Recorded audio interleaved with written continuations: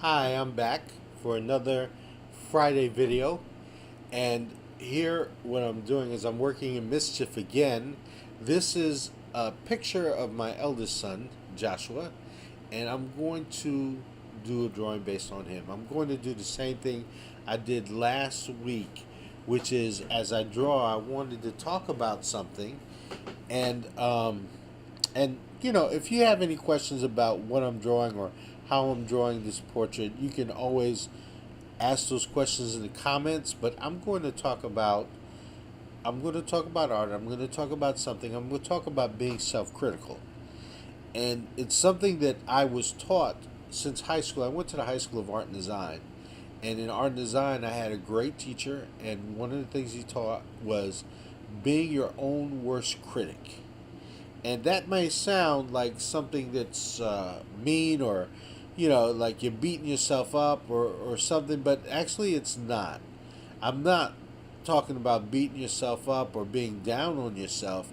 I'm talking about taking an honest assessment of your drawing abilities, a look of where you are at the moment, and considering what it is that you need to improve in order to go forward. Now, no matter where you are, there's always something that's a challenge. I know for me, I'll tell you right off the bat, especially when I'm drawing from life, I have a tendency to tilt my head towards the left. And what happens is that as I'm drawing, that tilt comes across in my drawing, and you see the axis, the features of the face slightly tilts towards the left, and it throws it off just a little bit. As the years went on, I kept it in mind, and I corrected, not as much as I would want to at this point, but it's something that I always have to keep in mind because it's a habit that I have, and habit is a bad, habit is a bad. Well, there are some habits that you don't want to have, and it's a hard thing. Habits are hard to break. So I need to work on a routine, and that routine is that I need to constantly measure as I'm drawing to make those corrections as I go on. And I did it in here, although not as much as I would want to. There's still a problem in when I finish this drawing, you'll see. And you know what? Maybe you won't. Maybe you won't. Maybe some of these things are noticeable only to me, because a lot of times that is the case. When I show my drawings to other people, sometimes they don't see it. Some people are able to see it. Some people will look at your drawing or your painting with a more critical eye, and that's not to say that they're being mean or anything like that, but uh, being helpful, and saying, letting you know that, hey, you know what, this is a great drawing, but you need to fix this. You need to look at this, or you need to consider this as you draw. And because that's the way a critique should be offered. A lot of times I hear horror stories about people getting critique from a mean person. Some people think that you just need to take it that way, but no, you don't need to break somebody down who came to you for help. Especially if you're offering an unsolicited critique. You don't need to break the person down. You need to just let them know, in a polite manner, what they need to work on. That's not, that doesn't mean that you need to insult them, because a lot of people will tell you that your drawing is crap, and this is why it's crap, and you need to work on this crap, and you know what, if you don't do this, you will never be good, which is BS. We've all got things to work on, no matter what level you're at. And I've heard horror stories, and I've heard people respond to it when it's somebody else who say, well, you got to learn to take it. That's how we all grow. Well, no, you don't grow by you don't allow a person to grow by tearing them down. I have two sons, and I try to teach them as much as I can about different things in life. But one of the things I don't do is, because I love them, I don't tear them down. And one of the ways that you don't do that, or you realize that you need to be you need to offer whatever it is you're saying in a certain way. Is you can look at your own life and consider, if I was at their point, or when I was at their point, I wish somebody would have came to me and said something in this way or in this manner, or because whether it's life, whether it's art, we've all got things that we need to work on, and being self-critical is very important to growth. And I've heard other people, I've written on my blog, and other people have responded to me being self-critical. And and to be honest with you, some of the response were well-meaning, and they were being very nice. One woman sent me a link to her website, or a link to where she posts her work, and with the note of, why be self-critical? Why not just enjoy your work? Now, it's not that I don't enjoy my work, because I wouldn't be doing it if that wasn't the case. But sometimes it just seems difficult. I'll admit that. It's because I want to get better. And when I looked at her work and I looked at her website, she showed some very, very nice, pretty pictures. They were very nice to look at. And then when I looked at the next one, it was nice. When I looked at the third one, it was nice. The problem was, it was all the same thing. There was no growth in there. There was nothing to challenge. There was just the same thing done repetitively, and all you got was the same result. So, you know what? That's okay if that's all you want to do. That's okay if you don't want to get better than what you are, or you accept yourself for what you are and you say, well, I can do these all the time and just enjoy them.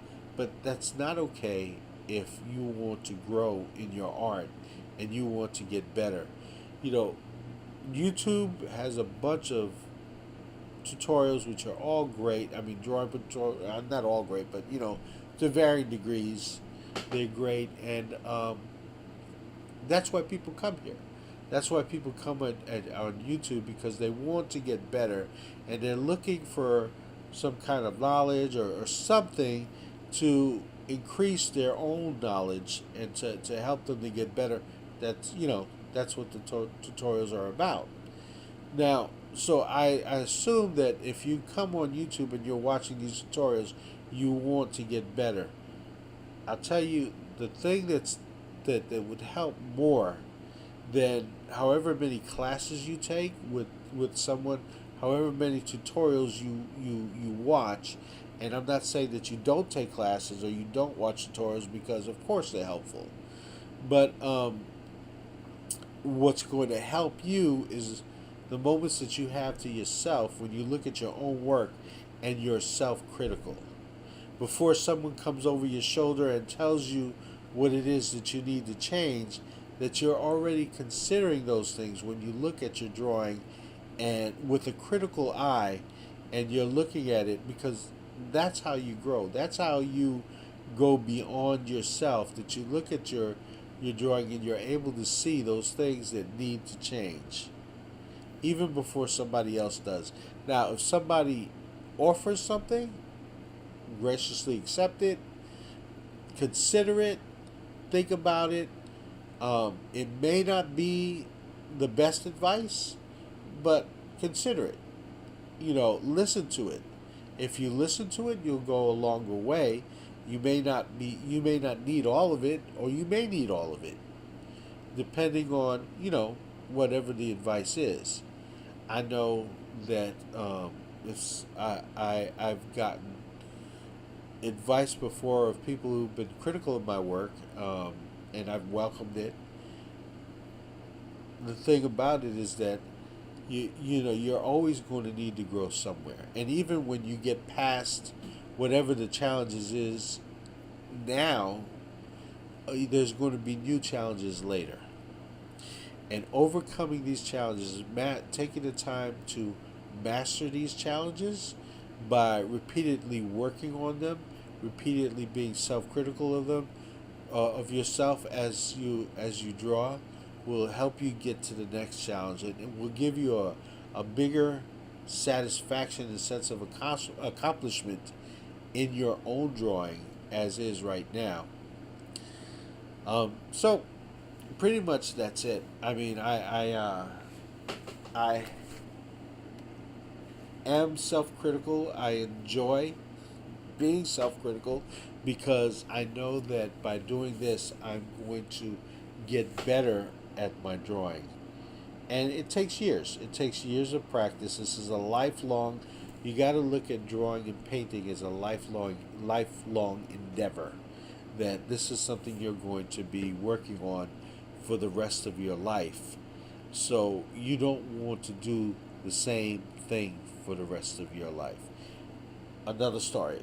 The instructor I had in high school. I went to High School of Art and Design, and the instructor I had there, Erwin Greenberg, always told this story of when he was in school and he had a fellow student. He admired the way he drew. He always drew this guy, as he described it.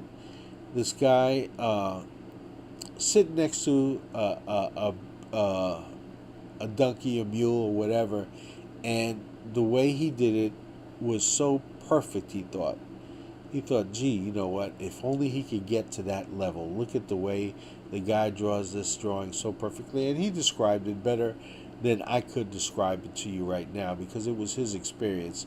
But as he went on, he went on through high school, whatever, and he didn't see the kid for a few years, and then he saw him again, and at this time, he was at a different level. I mean, my instructor was at a different level. He worked at his drawing. He got better, and he looked at this kid, and he was drawing the same thing.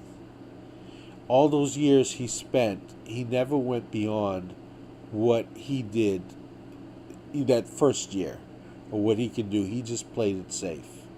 Don't play it safe. Be self-critical. Grow in your drawing and know yourself. Know what your weaknesses are. That's it. This is the final drawing. A slight tilt, not as bad. And but if you like this video, hopefully I didn't bore you. You can always come back. There will be a new video every Friday, and testing out maybe another software or whatever. But there will be a new video, I promise. And if you like this video, subscribe, share it, and thank you very much. Bye-bye.